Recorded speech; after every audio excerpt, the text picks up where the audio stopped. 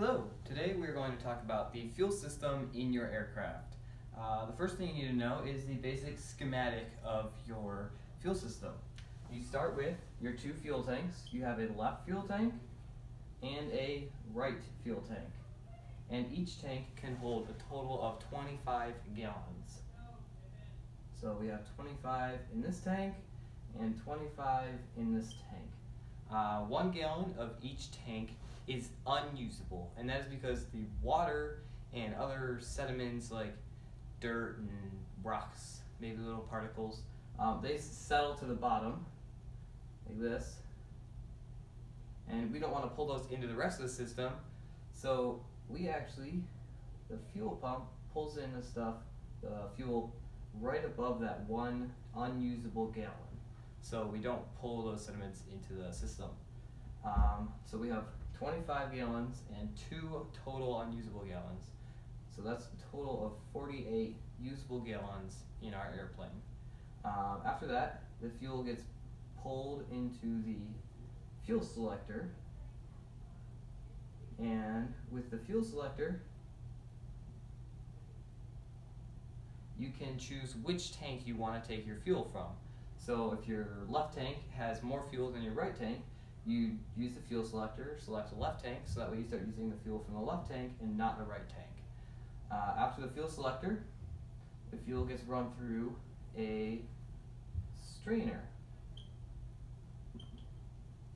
And that's used basically as a filter, just in case any of the water or other debris from the fuel accidentally gets sucked up into the system. The strainer stops it. After the strainer is the engine-driven fuel pump, and over here have the electric fuel pump. Let's see, engine, fuel pump, and the electric fuel pump. The engine-driven fuel pump is always on. As soon as the engine gets on, the engine-driven fuel pump is on.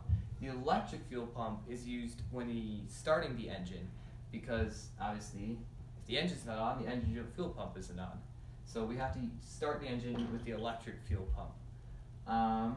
It's also used during maneuvers like S-turns or takeoffs and landings, because if the engine-driven fuel pump fails, we don't want to have to turn this one on, so we have it already on just in case. After it goes through the fuel pumps, it comes up to the carburetor, and then from there, it goes to the engine. Now, the carburetor is a little more complicated than the rest of the system.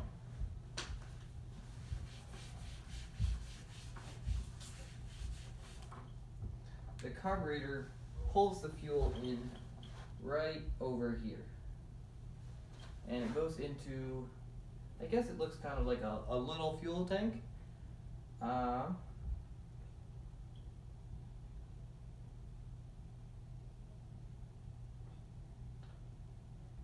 The carburetors that our airplanes use, they have what's called a float type carburetor.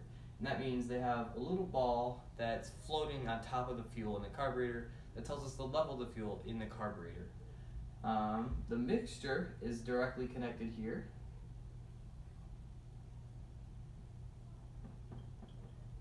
That's your mixture.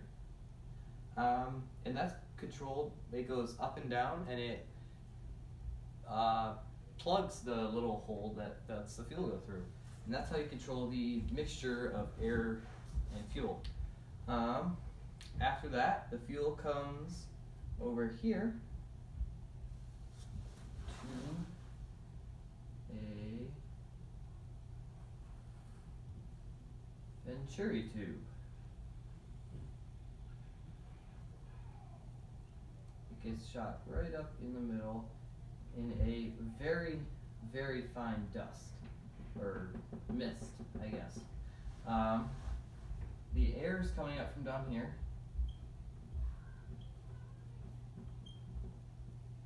And this is where it mixes. The air is getting pulled through here because of the Venturi tube principle, because this is low pressure, and both of these are high. They have high pressure. So the high pressure air here wants to go to the low pressure, so the air is getting sucked into the Venturi tube and into the engine up here.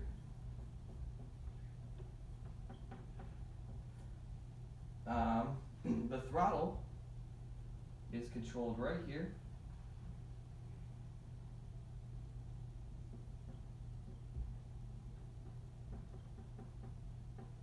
And the throttle is basically just a little valve that you control.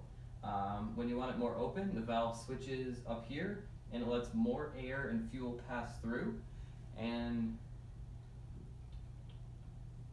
that's what the throttle controls. After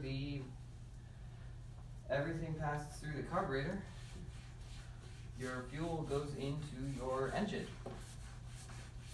And from there, it goes into the cylinders where it gets used for the engine, and then that's how your engine runs. That's how the fuel gets from the fuel tanks to the engine.